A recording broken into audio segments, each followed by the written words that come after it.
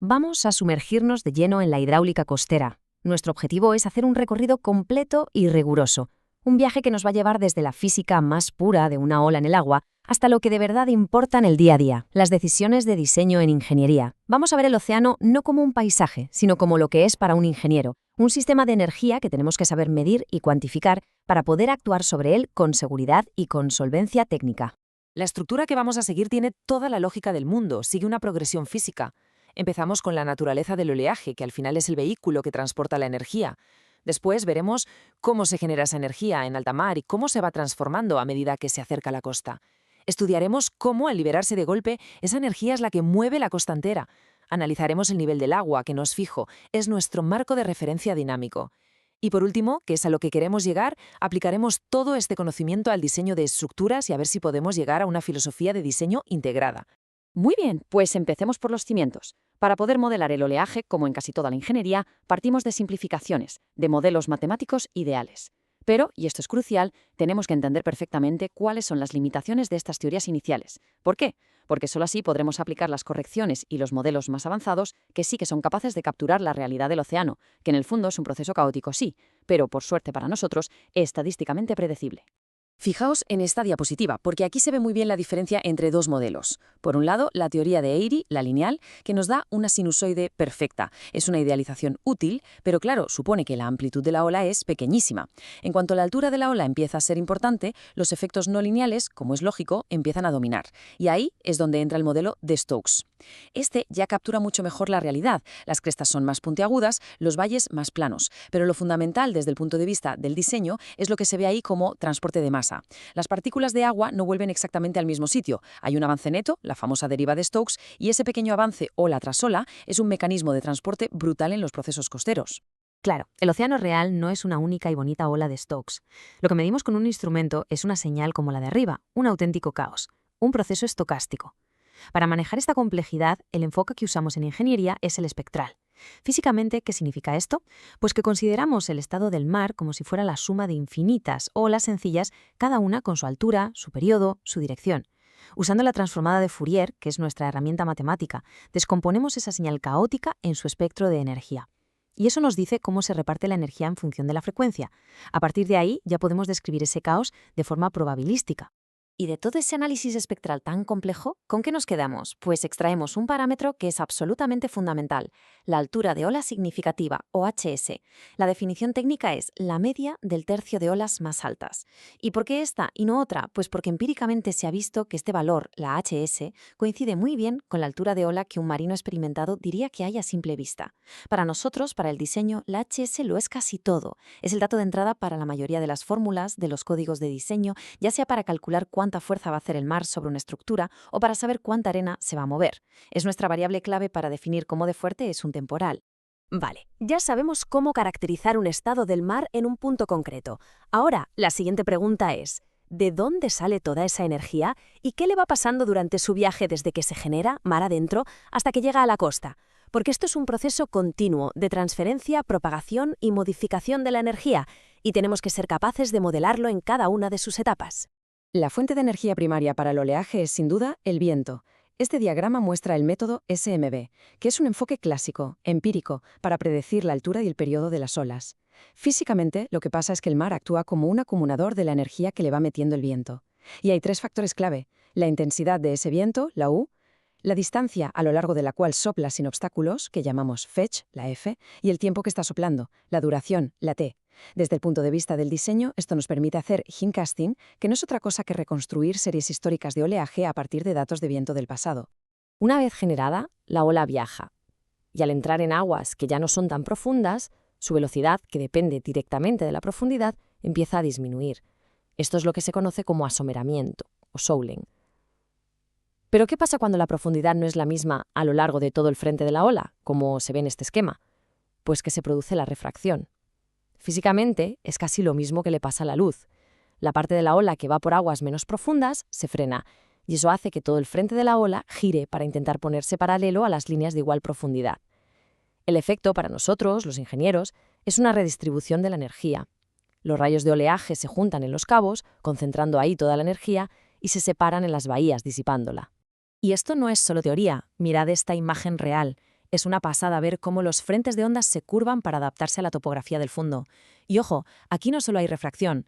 Alrededor de las islas vemos también el efecto de la difracción, que es esa capacidad que tiene la energía de la ola para doblar la esquina y meterse en zonas de sombra. Estos dos fenómenos, refracción y difracción, son los que han esculpido la línea de costa durante miles de años y son los que tenemos que modelar numéricamente sí o sí en cualquier proyecto para saber qué oleaje vamos a tener exactamente en el punto que nos interesa. Bueno, hemos transportado la energía desde alta mar hasta casi la orilla. Ahora llegamos al acto final, el más violento de todos, la rotura. La ola se vuelve inestable y rompe, liberando de golpe toda la energía que había acumulado en una franja muy estrecha, la zona de surf.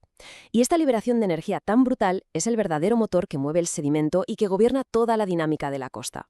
Si bajamos a escala microscópica, el mecanismo que inicia todo el movimiento se ve aquí. Cada vez que pasa una ola, las partículas de agua cerca del fondo se mueven en órbitas. Esas velocidades generan un esfuerzo cortante sobre la arena, un roce, que llamamos tau sub cero. Físicamente, la cosa es sencilla. Cuando esa fuerza que aplica el agua supera la resistencia que ofrece el grano de arena por su propio peso y tamaño, tau sub c, el grano se pone en movimiento. Este es el primer paso, el fundamental para que haya transporte. Una vez que el sedimento ya está movilizado, se transporta. El mecanismo más importante de todos es la deriva litoral, que ocurre cuando las olas llegan con un cierto ángulo a la playa. El proceso se puede descomponer en dos fases. En el swash, la ola rota empuja la arena en diagonal hacia arriba. Después, en el backwash, la gravedad tira del agua y la arena de vuelta, pero lo hace por el camino más corto, perpendicular a la costa.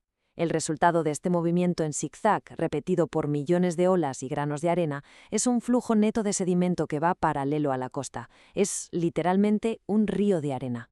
Para analizar cómo cambia la costa a una escala que nos interese, aplicamos un principio básico de conservación de la masa. Definimos un tramo de playa, un volumen de control, y hacemos un balance de sedimentos, como si fuera una cuenta corriente. La variación del volumen de arena que hay dentro, delta V, es simplemente la diferencia entre lo que entra, Q de entrada, y lo que sale, Q de salida. Este es probablemente el concepto más importante en la gestión de costas.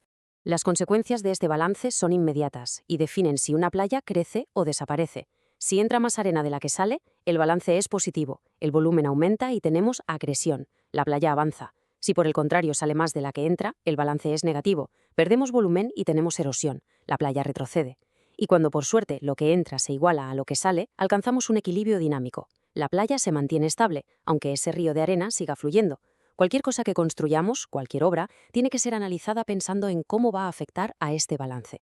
Hasta este momento hemos estado analizando el oleaje como si actuara sobre un nivel del mar estático. Pero la realidad, claro, es que ese plano de referencia es dinámico, se mueve.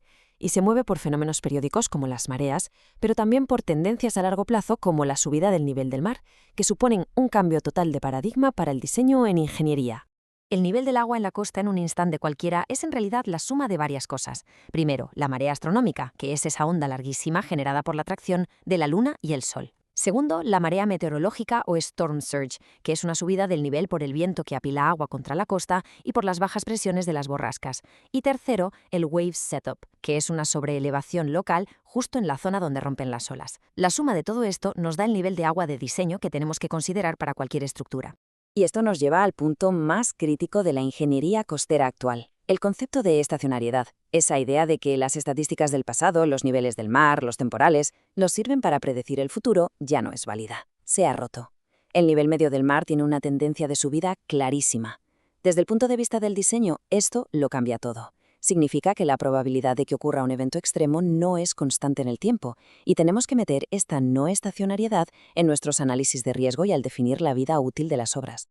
Bien, pues armados con todo este conocimiento de los procesos físicos, llegamos a la fase de aplicación, a la ingeniería de costas pura y dura. Vamos a ver cómo las estructuras que diseñamos interactúan con todo este sistema y, sobre todo, cómo nuestra intervención al cambiar un proceso genera una cadena de consecuencias que tenemos que ser capaces de prever. Aquí vemos dos tipos de obras muy comunes. A la izquierda, un dique exento. Su objetivo es crear una zona de aguas tranquilas detrás. Físicamente, la difracción de las olas reduce la energía, baja la capacidad de transporte y hace que la arena se deposite, formando lo que llamamos un tómbolo. A la derecha tenemos un espigón. Su función es totalmente diferente, es interrumpir el transporte.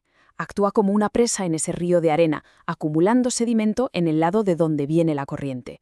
Son dos mecanismos muy distintos con efectos muy predecibles. Vamos a analizar qué pasa cuando construimos un espigón pero usando la idea del balance de sedimentos. La intención es buena, proteger algo. El mecanismo físico que alteramos es que cortamos de golpe el transporte Q. El efecto, si aplicamos la ecuación de balance justo aguas abajo del espigón, es que la entrada, Q-in, se va a cero, pero la salida, Q-out, sigue funcionando. El resultado matemático es un delta V muy negativo, y la consecuencia en la realidad es una erosión brutal y acelerada, que lo único que hace es trasladar el problema, y normalmente agravado, al vecino. Este esquema de un puerto es el mismo fenómeno, pero a una escala gigantesca. Los diques de abrigo actúan como una barrera total para ese río de arena. El resultado, una acumulación masiva de arena a barlovento, que puede llegar a cegar el canal de navegación, y una erosión crítica a sotavento, que se come la costa. El diseño moderno ya no puede pensar en estas obras de forma aislada. La solución de ingeniería actual pasa por crear sistemas de bypass de arena, dragar la arena que se acumula y bombearla a la costa de sotavento para restaurar de forma artificial esa continuidad del transporte que hemos roto. Y llegamos a la última sección, donde el objetivo es juntar todas las piezas del puzzle que hemos ido viendo para tener una visión de sistema, porque la ingeniería costera eficaz no se basa en soluciones puntuales para un problema local, sino en una comprensión global de cómo interactúan todos los procesos. Este diagrama conceptual es el resumen perfecto de todo lo que hemos hablado. El motor es el oleaje en aguas profundas. Al viajar, se transforma por el asomeramiento y la refracción. Al llegar a la costa, rompe y disipa su energía. A nivel micro, esa energía mueve el sedimento. Esa movilización a gran escala genera corrientes y un transporte neto.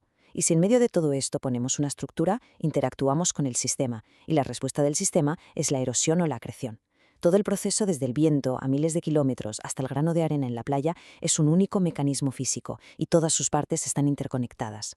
Y este es el mensaje final, la idea con la que nos tenemos que quedar. Diseñar una escollera, regenerar una playa o construir un puerto no es aplicar una fórmula para sacar el tamaño de una roca o un volumen de arena.